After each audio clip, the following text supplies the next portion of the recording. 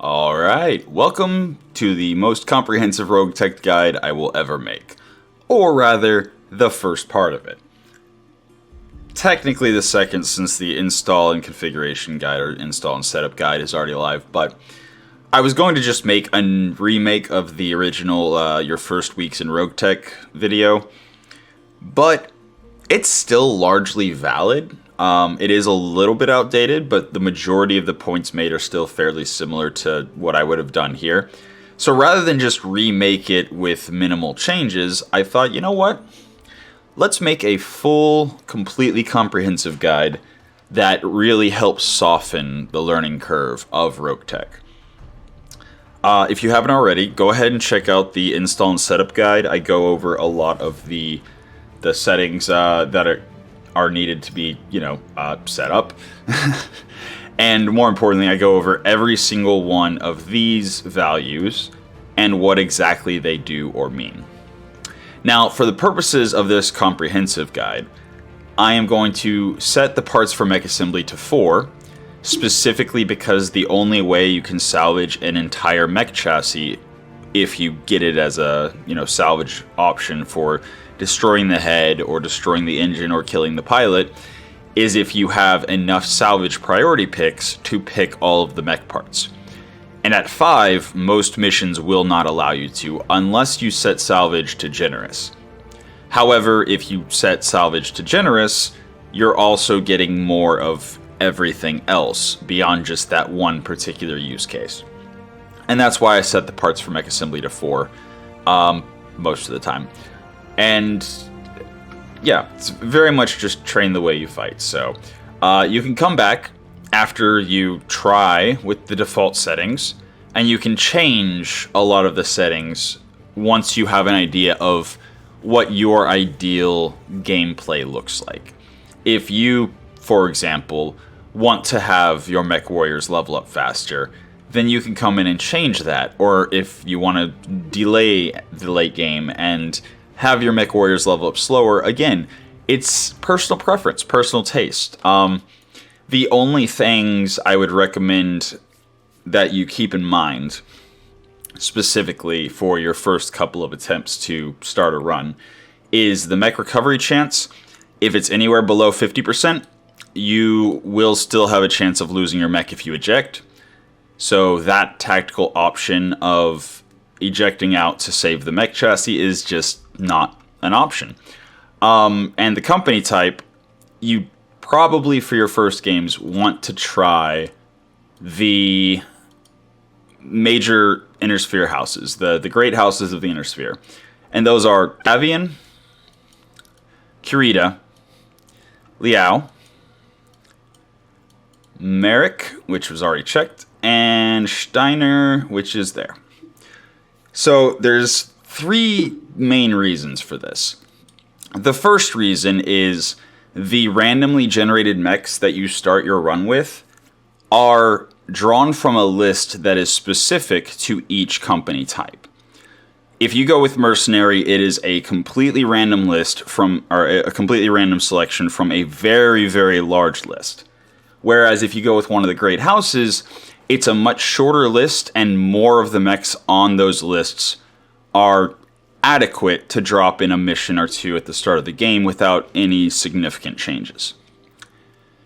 The second benefit is you will start in the space of that faction.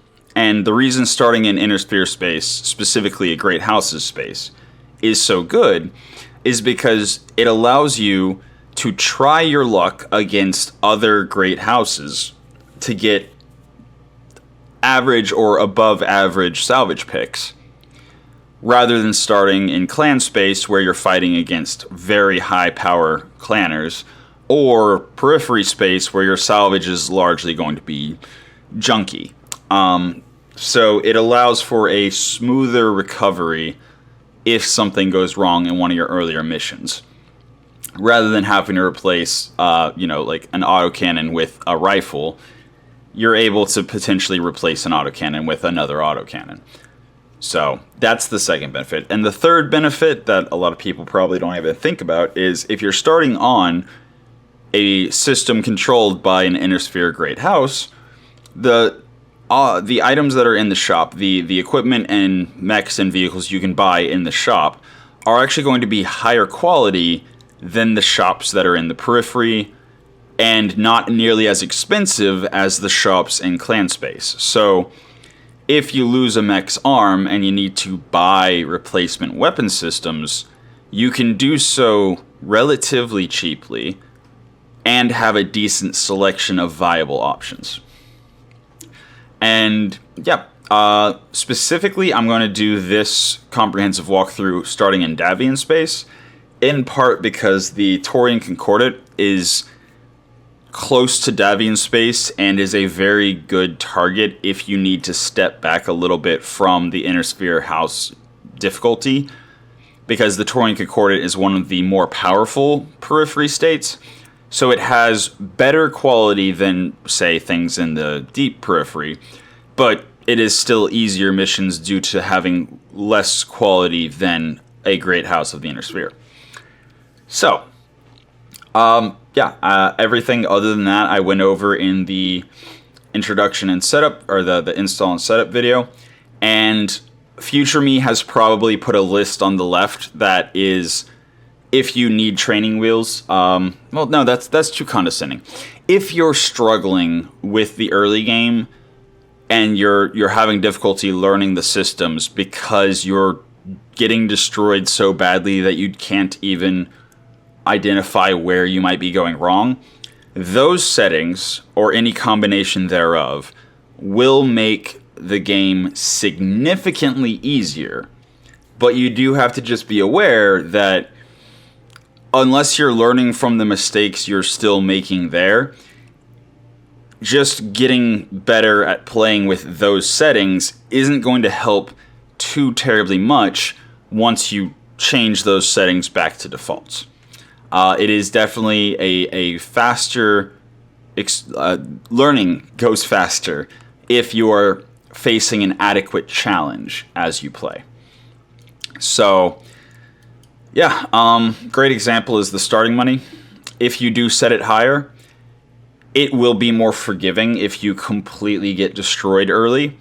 But if you're doing okay and you're making some minor mistakes, they won't be as evident if you start with almost triple the money, because those minor mistakes that might have completely wrecked your run or might have caused you to have to reload a save are no longer going to bankrupt you, and so maybe you don't even notice or aren't even fully aware that you had even made a mistake. So I would really recommend starting and trying on default, trying to, see how it goes exactly, and then adjust from there to taste.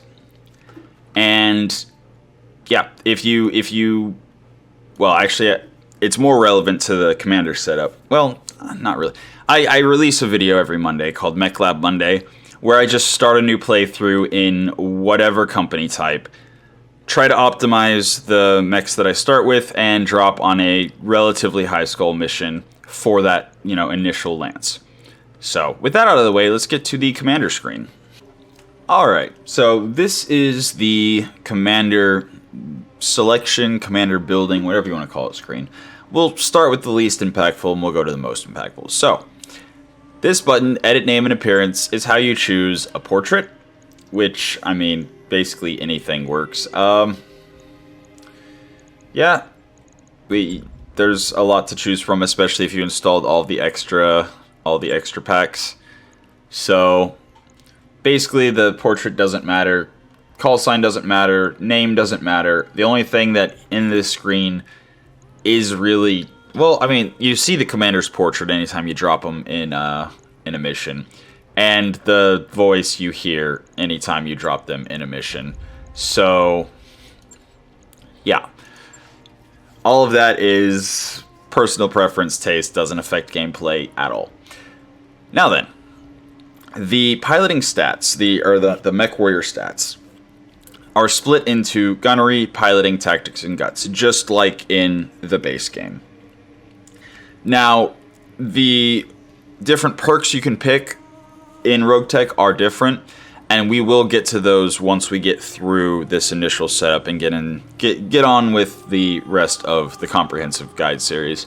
But for now, the most important thing to note is when you choose where you were born, you get certain bonuses to the base stats of 2222. This is not counted against the starting experience that you get from the previous screen where you pick your commander's starting experience. Now, worth noting, going from 2 to 3 in 2 different skills costs less experience than, I believe Merrick is one of them, yeah, than going up to 4 on a single from 2.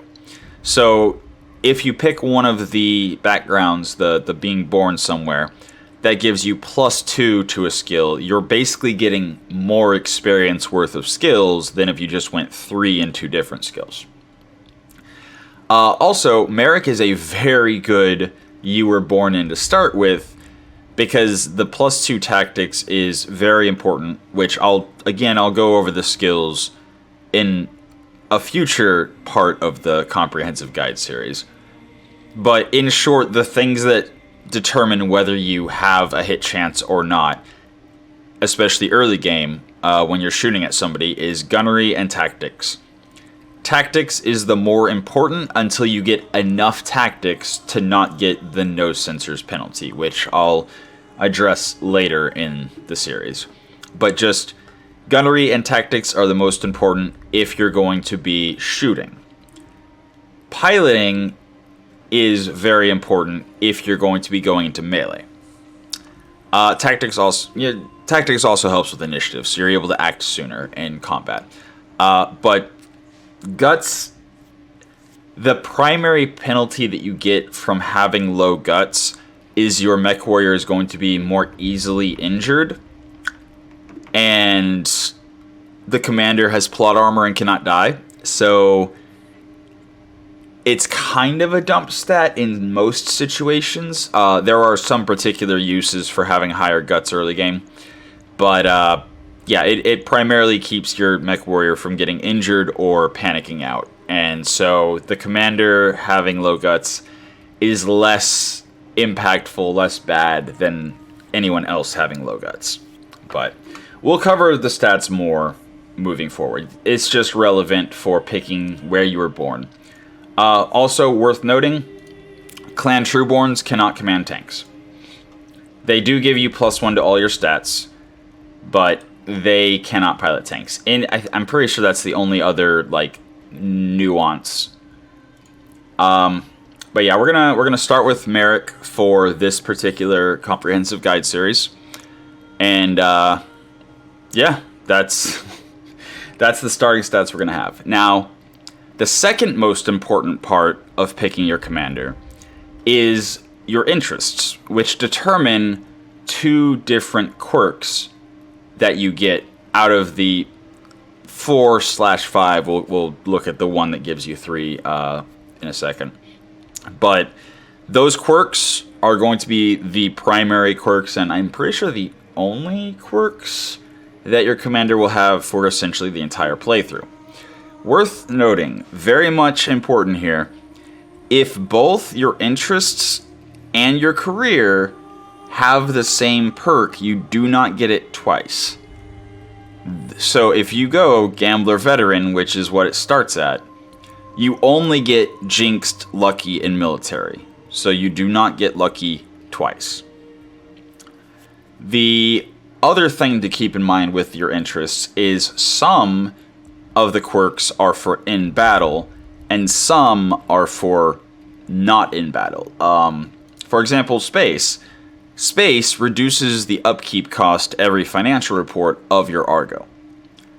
I think Honest is primarily used for events that can happen, and I think it raises morale. I don't remember for sure because I never go with Space because there is absolutely no combat benefit to it. Gambler, Jinxed is interesting in that it is a buff as long as you have evasion. So each evasion point is 2 defense, essentially. Jinxed gives you +1 evasion, period. Both whatever evasion you would have gotten and max evasion. So no matter what happens, Jinxed will always give you +1 evasion, whether it's in a fast mech, a slow mech, or otherwise. However, if for any reason you lose your evasion, it also gives you -1 defense. So net, it gives you +1 defense unless you get knocked unsteady, knocked on the ground, or otherwise shut down. Whatever causes you to lose your evasion, you will have a -1 defense with no evasion. And that's potentially bad. Potentially very bad. Worth noting, unlike the base game, you do not lose evasion from getting shot at. So, evasion is much better than it was, although it's also a bit harder to come by. Lucky gives you increased clustering, and I think I'll mostly cover clustering and jam chance under the comprehensive Mechwarrior skills / weapons. I don't know, but I feel like it's a future target. It's really good for weapons that have jam chance or splash. Pulse lasers, the follow-up shots are more likely to hit the same location. Missiles the same, etc. whenever you're lucky. So both Gambler quirks are combat quirks. Tech and Comstar both increase your mech tech rating of your Argo, which makes mechs rebuild, refit, and repair faster. But again, there is no combat benefit, so if you're planning on mostly having your commanders sit in the Argo twiddling their thumbs and doing nothing, this is actually a very good start because it will give you for free, because your commander requires no upkeep, I think 1.5 mech tech, which is pretty significant, especially early game. I think base that you start with is 10. Don't quote me on that, but I think it is. But yes, it is worth noting that a lot of the Ronin pilots that you can find have just objectively better quirks than your commander can. So it is completely viable to just have a support commander that sits in the Argo, makes things cheaper, and repairs mechs faster. It's not my style, but it is viable. History is a weird one because Lost Tech primarily gives you a little bit of mech tech, and Bookish gives you sight and sensors in combat. So again, it's not one that I take very often. And then Loner is arguably the best of the interests, specifically because Brave reduces your panic chance.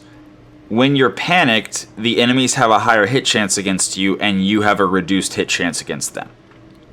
So reducing the chance that your commander panics is very, very helpful.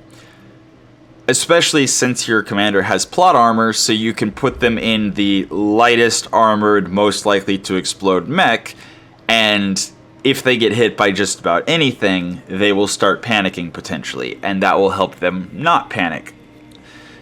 And then Assassin is very, very good late game. If you put your mech, or if you put your commander on anything late game that has pinpoint damage and shut a mech down, knock a mech unsteady, and then use offensive push, it's very good for taking mechs apart very precisely.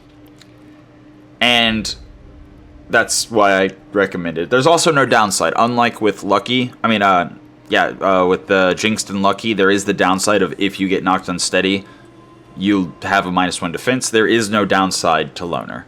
So that's what I would recommend for your first couple of runs. Now, the career is the most important decision you can make at the start of the game for your commander. Because, as you can see, not only do you get a quirk, or a pair of quirks, but you also get a mech or other benefit beyond that. So, Veteran is very, very good. You do get the Lucky quirk, which again is usually a benefit. but you more importantly get the military quirk, which gives reduced recoil, increased offensive push accuracy. That stacks really well with the assassin's increased offensive push accuracy. Also, the Bushwhacker is a very, very solid mech.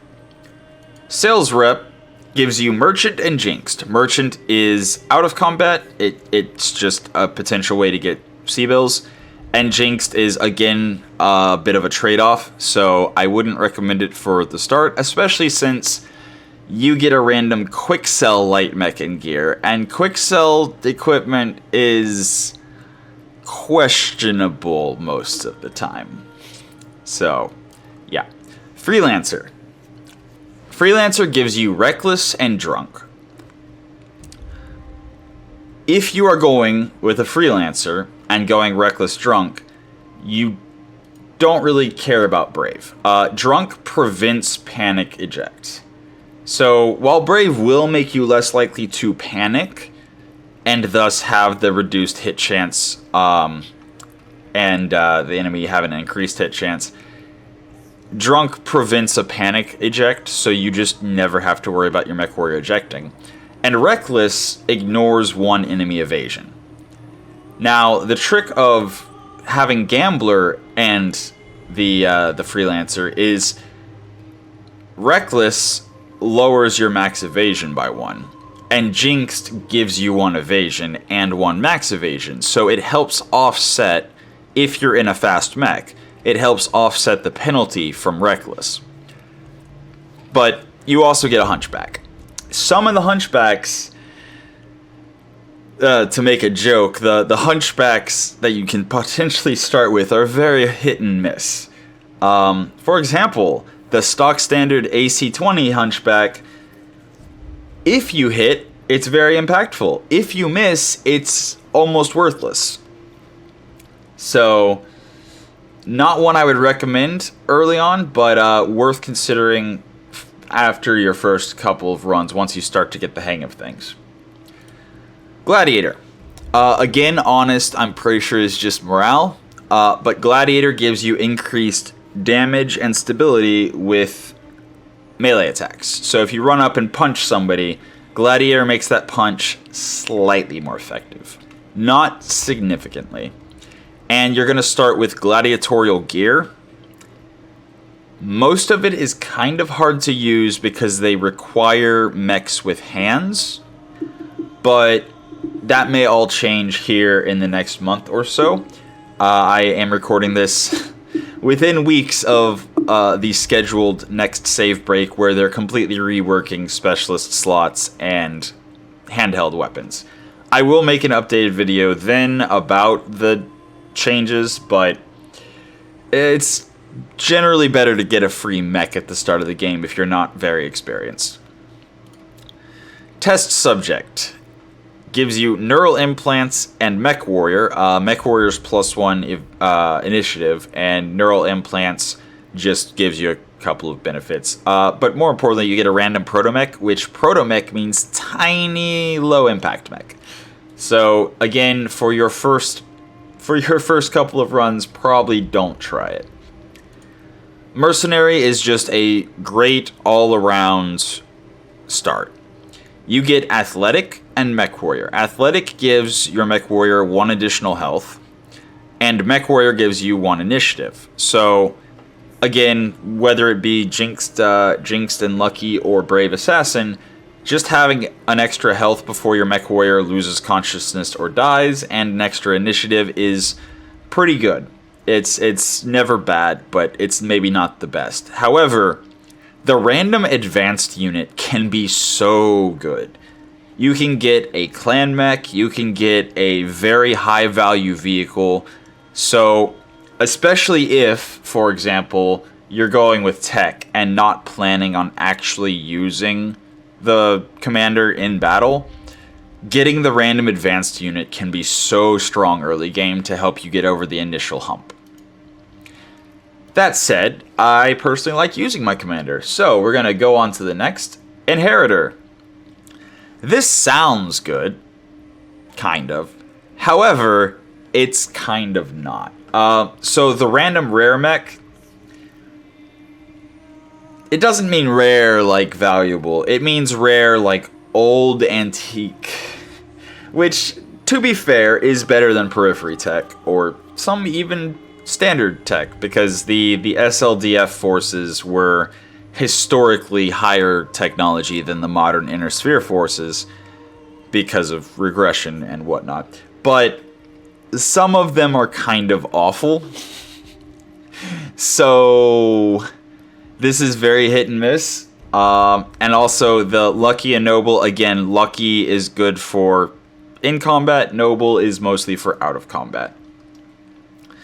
Merchant, I would actually very much recommend against it, even if you're going with a more support-focused commander. 3 million C-bills is not a lot. It's really not. Like, yes, you start by default with 2.5 million, so it more than doubles your starting money. But that will let you buy, like, a light mech or a vehicle, as compared to just starting with a medium mech.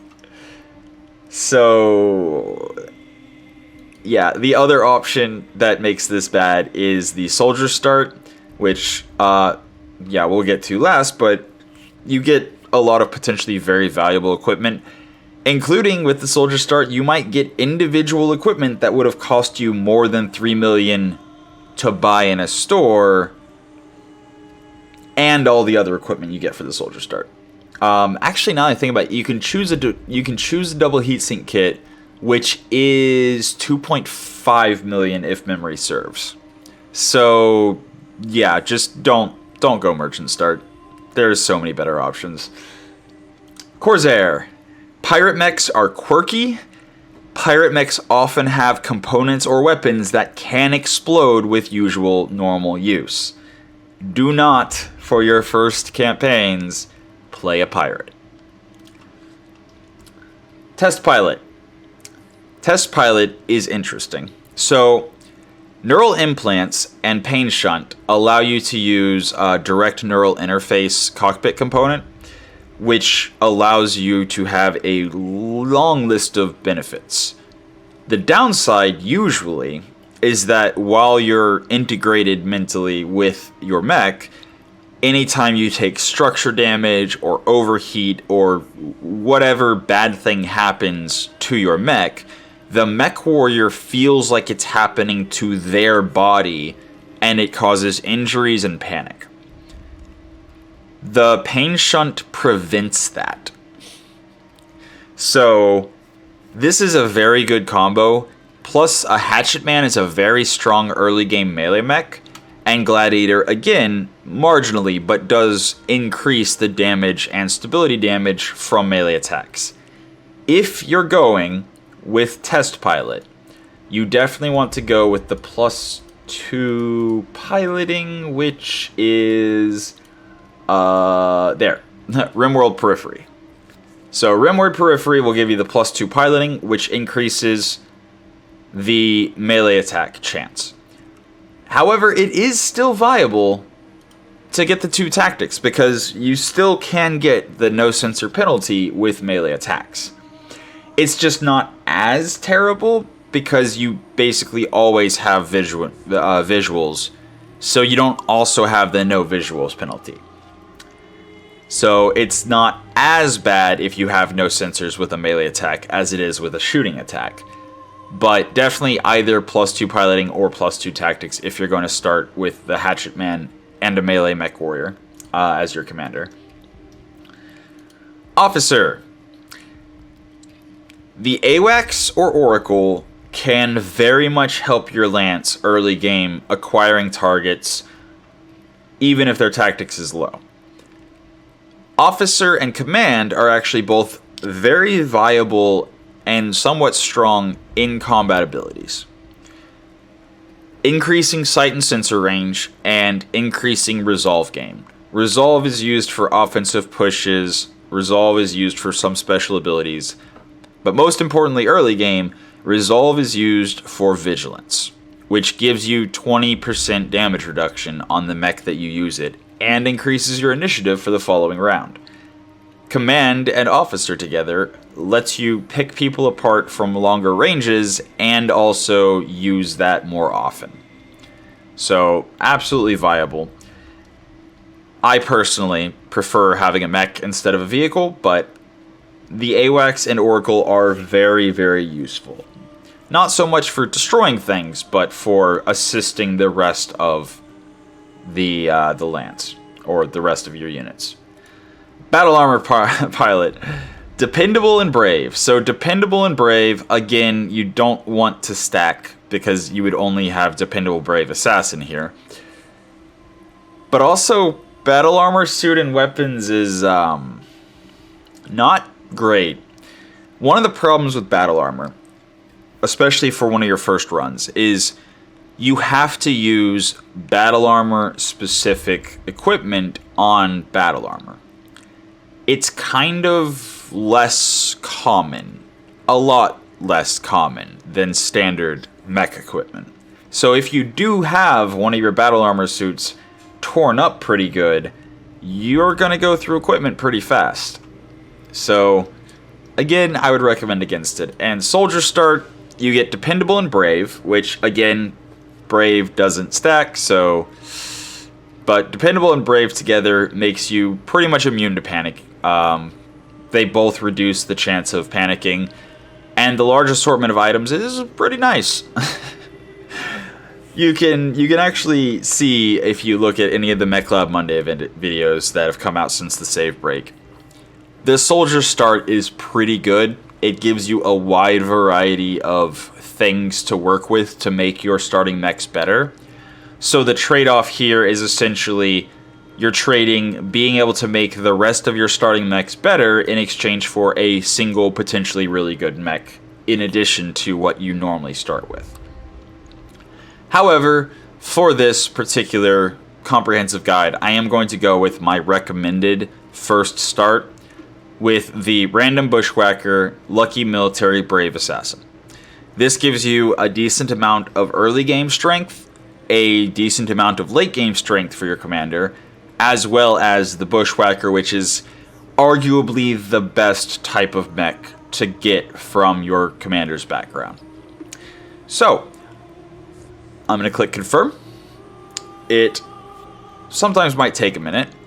It did not for me, partially because my equipment, my computer is designed for 3D imaging and animation and video editing, so pretty fast.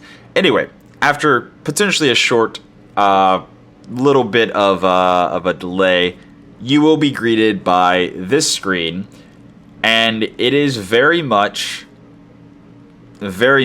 true in Roguetech that it is hell. You are going to be run through a ringer, but hopefully with this video and the rest of the comprehensive guide series, you will be ready for it. Hopefully. If not, there's always save scumming, and there's always starting a new run. But this is where I'm going to leave this particular video. However, last note is, whatever your commander perk is, you get it by advancing one day. Now, I would not recommend doing it immediately, because if you have a mech being repaired in the mech bay and you have your Argo upgrading, you're costing yourself a day by getting this equipment immediately instead of waiting until after you've done whatever setup you need to do, which that setup is what we will cover on Wednesday. So yeah, that has been the first part, or technically second, of the comprehensive guide series for Roguetech. I hope you enjoyed it, and until next time, have a good one.